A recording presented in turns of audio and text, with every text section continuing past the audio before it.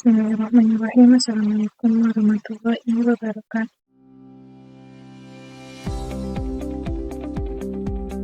Baiklah, perkenalkan semuanya, nama saya Amanta Zahra dengan NIM 2104205.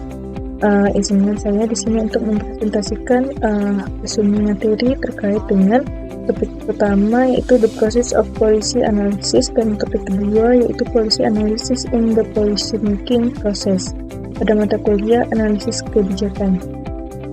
Baiklah, langsung saja. Yang pertama yaitu topik yang pertama, the process of policy analysis. Nah, yang pertama yaitu adalah metodologi analisis kebijakan. Metodologi analisis kebijakan mengacu pada investigasi kritis terhadap solusi potensial untuk masalah praktis. Abraham Kaplan, salah satu pencetus ilmu kebijakan, mengamati bahwa tujuan metodologi adalah untuk membantu memahami dan mempertanyakan tidak hanya produk penyelidikan kebijakan, tetapi proses yang digunakan untuk membuat produk-produk ini.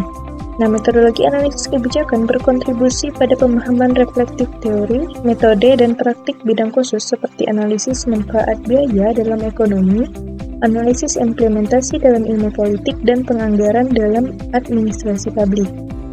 Nah, selanjutnya yaitu analisis kebijakan multidisiplin.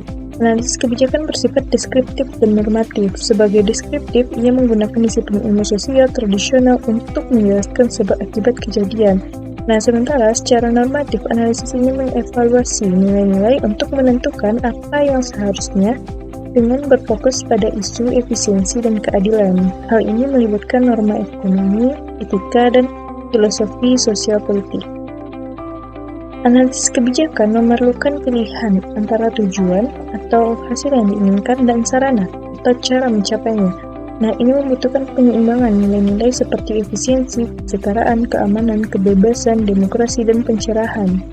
Penekanan pada aspek normatif sangat penting karena analisis kebijakan tak terlepas dari penilaian nilai-nilai. Selanjutnya itu pengetahuan yang relevan dengan kebijakan. Nah, analisis kebijakan memberikan wawasan tentang 5 jenis pertanyaan penting. Yang pertama yaitu masalah kebijakan, yang kedua hasil kebijakan yang diharapkan, yang ketiga kebijakan pilihan, yang keempat hasil kebijakan yang diamati, dan yang terakhir kinerja kebijakan. Selanjutnya itu metode analisis kebijakan terdapat 5, diantaranya yang pertama problem structuring atau penataan masalah, yang kedua forecasting atau peramalan, yang ketiga prescription, yang keempat monitoring atau pemantauan, dan yang kelima evaluation atau evaluasi. Nah, bentuk analisis kebijakan yang pertama yaitu analisis prospektif dan retrospektif. Nah, berikut adalah gambaran tentang analisis prospektif dan retrospektif ini. Nah, selanjutnya itu ada juga analisis deskriptif dan normatif, penataan masalah dan pemecahan masalah, dan yang terakhir adalah analisis terintegrasi dan tersegmentasi. Selanjutnya itu topik 2, policy analysis in the policy making process.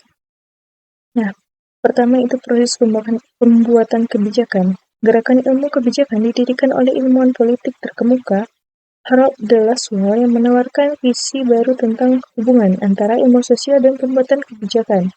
Meskipun fragmen penglihatan Laswell dapat ditelusuri pada abad ke-19, ilmu kebijakan tidak hanya mengamalkan penciptaan pengetahuan tentang pembuatan kebijakan, sesuatu yang telah dilakukan selama beberapa abad. Ilmu kebijakan juga mengharuskan pengetahuan yang diciptakan digunakan untuk meningkatkan proses pembuatan kebijakan. Nah, bagi Laswell dan Niels S. McDougall, kolaboratornya selama beberapa dekade dalam pengembangan ilmu kebijakan, proses ini dibagi menjadi 3 komponen. Yang pertama yaitu kontekstualitas, yang kedua orientasi masalah, dan yang ketiga keragaman metodologis. Nah, proses kebijakan ini terjadi dari siklus yang kompleks. Setiap fase siklus kebijakan terkait dengan siklus berikutnya, dalam loop, mundur, dan maju. Dan proses secara keseluruhan tidak memiliki awal atau akhir yang pasti. Nah, berikut adalah gambaran dari siklus proses kebijakan tersebut. Nah, yang selanjutnya itu analisis kebijakan dalam proses pembuatan kebijakan. Tujuan analisis kebijakan adalah untuk meningkatkan pembuatan kebijakan. Ini bukan tugas yang sederhana. Considering bahwa kebijakan yang paling penting tahan bahkan terhadap perubahan bertahap. Nah, sekianlah materi yang dapat saya sampaikan. Mohon maaf jika terdapat kekurangan atau kesalahan. Wassalamualaikum warahmatullahi wabarakatuh.